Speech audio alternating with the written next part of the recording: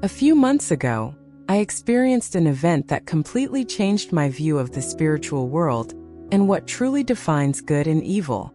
My name is Isabella Simmons. I am 38 years old, and I work as a nurse in the emergency department of one of the busiest hospitals in Los Angeles. I've been married to David for several years, and our 6-year-old daughter, Maya, is the light of our lives. It was a Friday evening when I was on the night shift, and the situation in the emergency room rapidly worsened. There had been a major multi-car accident on the highway. As critically injured patients were brought into the hospital, I was attending to a patient with severe injuries. The pressure was immense, but the routine work in the emergency department was something I handled well. However, at that moment, everything changed.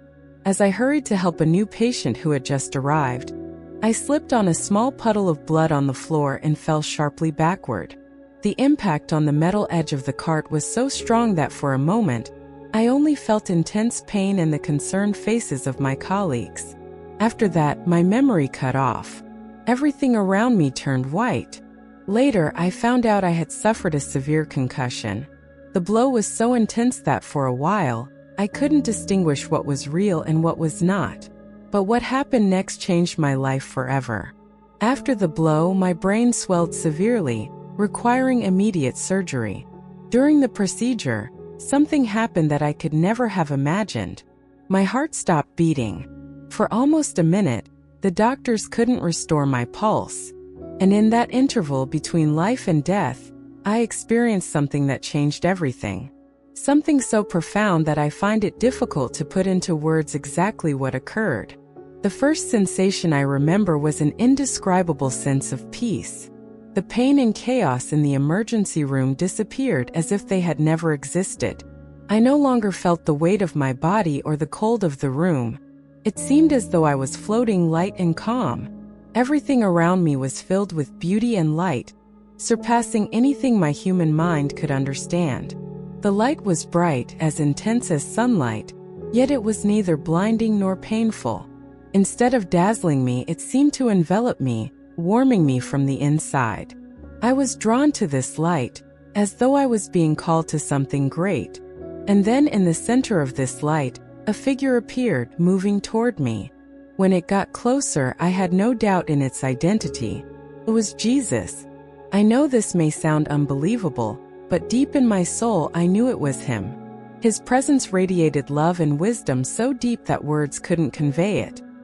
He came closer, looked into my eyes, and smiling gently said, "You have come earlier than expected, but there is something important I must show you before you return." I was silent, not understanding what was happening, but my mind was still able to ask a question. "Won't you stay here?" With a friendly smile, he answered, "Not yet, Isabella. Your work on earth is not finished. But what I will show you now will help you understand the true nature of the struggle you are involved in." Jesus explained that this was a short visit, something I had to see before returning.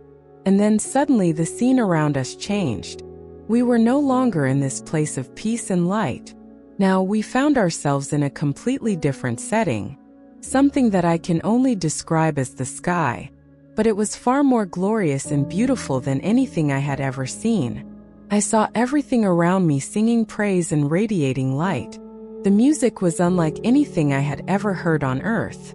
It seemed as if joy itself had been transformed into sound, and love had taken the form of melodies. Then Jesus pointed to one angel in particular. He was brighter than the others, his light more intense, and his voice led the heavenly choir in perfect harmony, in a beauty that could not be surpassed. Jesus said to me, "This is Lucifer as he once was. Look closely, for few have seen what I will show you now." I looked at him, and indeed Lucifer was dazzlingly beautiful.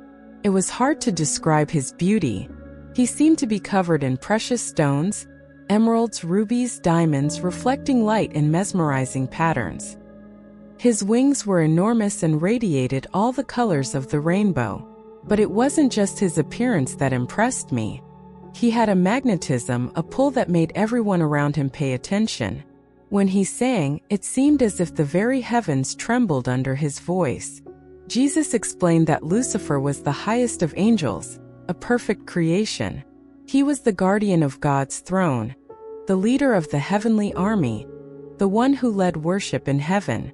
Lucifer was the seal of perfection, full of wisdom and beauty. It was hard to believe that such purity could fall. For me, it was painful to watch his transformation. The changes began imperceptibly. I saw how Lucifer became increasingly captivated by his own reflection on the golden streets of heaven, watching himself with growing intensity. Jesus asked me to watch closely because at that moment I saw the birth of pride. Lucifer began to compare himself to the other angels. With each comparison, his face became more twisted. Then Jesus explained that pride began to take root in his heart. He forgot that his beauty and talents were gifts from God. I heard his thoughts. Why should I worship anyone? I am the most beautiful and the most talented. I should be revered.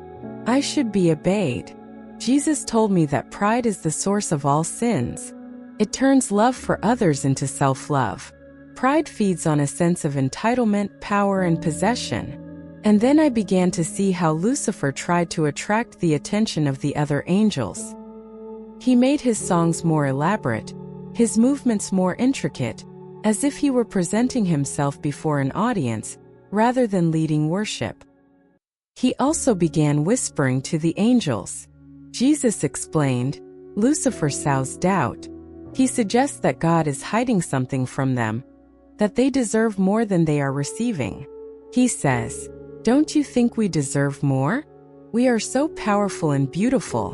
Why should we worship God? Why can't we be gods?" I saw how his words began to sow confusion among the angels.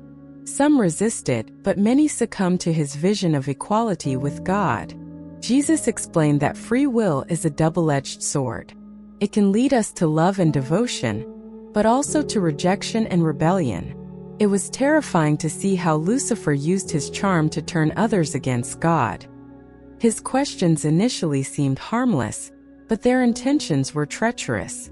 He asked, "Have you ever wondered why God keeps the tree of knowledge to himself? Don't we deserve that knowledge? Why should we worship humans? Are we not above them?" Part of the most painful moments of this vision was seeing how sorrowful God was. Jesus said to me, "The heart of our Father is broken. He loves Lucifer and all the angels so much, but love requires free will. Even in heaven, everyone has the choice to love God and obey him or not." I saw how God repeatedly reached out to Lucifer, giving him chances to change his mind. But Lucifer's pride prevented him from taking these opportunities. Eventually, Lucifer gathered his supporters. About a third of the angels gave in to his words and joined him.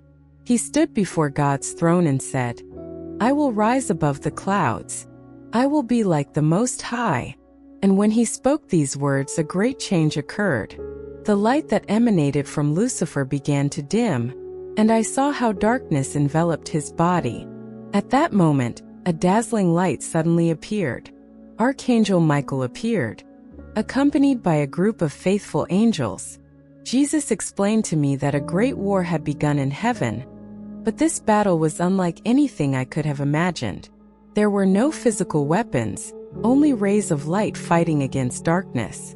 The faithful angels, led by Michael, drove Lucifer and his followers away. However, what truly broke my heart was seeing how Lucifer and the fallen angels began to change during the conflict. As they fought against God's will, their forms began to distort and crumble. The light that once shone in them was now being consumed by darkness. The struggle intensified until Lucifer and his followers were driven to the edge of heaven. And then, in a moment I will never forget, they were cast out. I saw how Lucifer fell like a star thrown from heaven. In that moment, Jesus showed me something profound. By creating free will, God desired real relationships with his creation. He gave everyone, even the angels, a true chance to choose evil, because this was the price of the freedom that free will offers. Jesus explained that God knew exactly what the cost of this gift would be when he gave it. He knew it would bring unimaginable pain, even the death of his son, but he also knew that true love, born out of free will, was worth all the fear. This was one of the most surreal aspects of my vision. Jesus taught me that God's plan was much greater and more beautiful than simply defeating evil.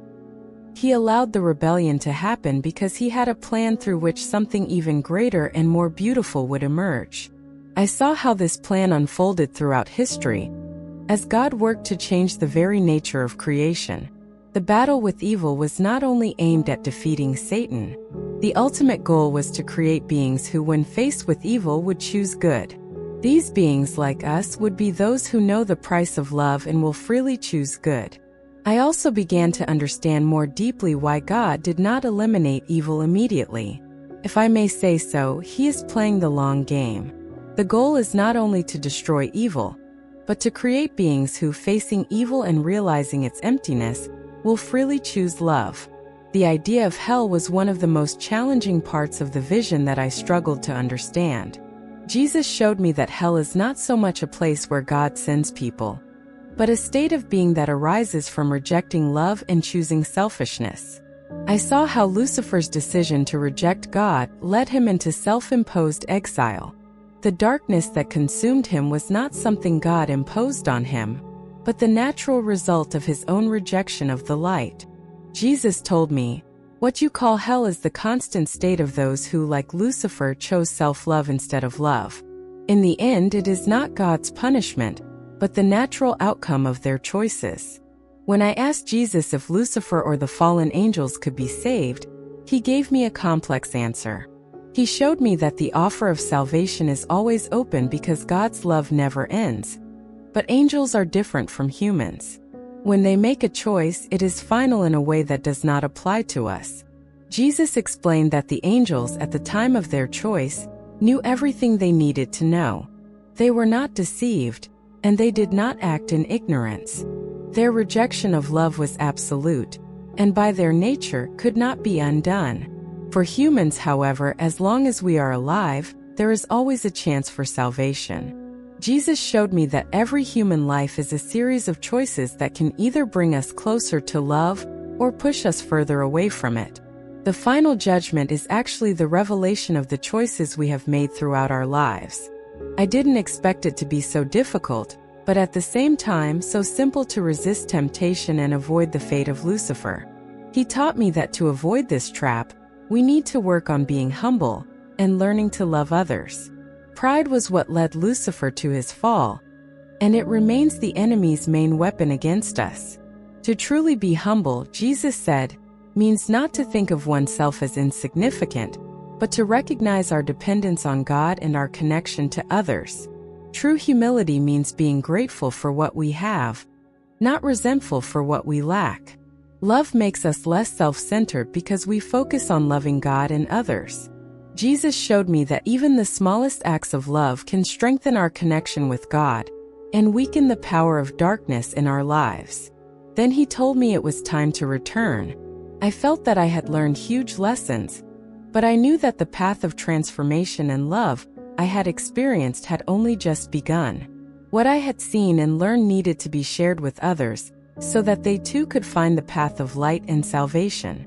Jesus told me to remember everything I had seen and share it with others to help them understand the spiritual world and realize the importance of avoiding pride. He placed his hand on my forehead, and I felt an immense wave of love and peace. The next thing I noticed was that I was back in my body, breathing heavily as the surgical team worked around me. I had always thought of myself as a Christian, but now my faith had become much stronger and more genuine. I know that every decision we make, every thought, is part of a much greater spiritual reality. I am much more conscious of my own pride, especially when I feel that I am better than others, or that I deserve special treatment. The fall of Lucifer remains in my memory, reminding me how pride can corrupt even the most perfect angel. But more than that, I try to focus on creating those connections of love that I witnessed. I reach out to others to pray and inspire them to do good works, striving to weave these threads of light. The fall of Lucifer also helped me better understand the methods of Satan. Like in heaven, he acts through subtle lies. He doesn't always appear as evil. Sometimes he disguises himself as something good or reasonable. I saw how patient and clever he can be. In heaven, he slowly sowed doubts and discontent until his angelic beauty faded, and he turned into a dark being. Jesus said to me, "You have just seen how the great dragon, that old serpent called the devil, was cast down." He continued, "I have shown you this for several reasons. First, I want you to understand the true nature of evil. Satan was not created evil. He chose to reject love and embrace pride." Then he added, "Second, I want you to understand the power of free will. Even a perfect being, when given the opportunity, can make the wrong choice. That is why faith, humility, and love are so important." Finally, Jesus said to me, "I want you to see what happens when you are proud. Pride is the root of all evil, and it can destroy even the most beautiful things that my Father has created." Then he led me to what seemed like the edge of heaven, from where I could see the earth below. What surprised me was that I saw lines of light connecting people to heaven and to each other. Jesus showed me how the fall of Lucifer affected the earth. I saw how darkness spread across the world with subtle dark tendrils, trying to seize people. Jesus explained to me, "These are the works of the enemy. Temptation, doubt, and fear try to pull people away from God and from one another." But then he showed me something beautiful: the threads of light that connected people to heaven and to each other. "These are threads of love," he said. "Every good deed, every prayer, every meeting and worship strengthens these connections." I saw how the wave of darkness spread across the earth after Lucifer and his followers were cast out of heaven. It was as if the rebellion allowed evil to penetrate the real world. I saw how darkness cleverly latched onto people, their doubts, their temptations. But I also saw how human choices could either weaken or strengthen these dark influences. Jesus explained to me that this is the essence of spiritual warfare. It's not a great cosmic battle, but the small decisions we make every day. Will we focus on God's love or yield to selfishness and pride? How can we protect ourselves from these influences? The answer is simpler than it seems. The key is to develop humility and love. Pride, which led to Lucifer's fall, remains the main weapon against us. By choosing humility, acknowledging our dependence on God and our connection to others, we close off many of Satan's tactics. The active choice to love others and do good strengthens our connection with God and with people. I saw how these acts of love created threads of light that darkness could not break. Prayer also plays a decisive role. It's not just about asking God for something, but aligning our will with His, which strengthens our relationship with Him. I watched the angels who remained faithful, and it was truly inspiring. They were immersed in humility and love, resisting all temptations, and keeping their connections with God intact.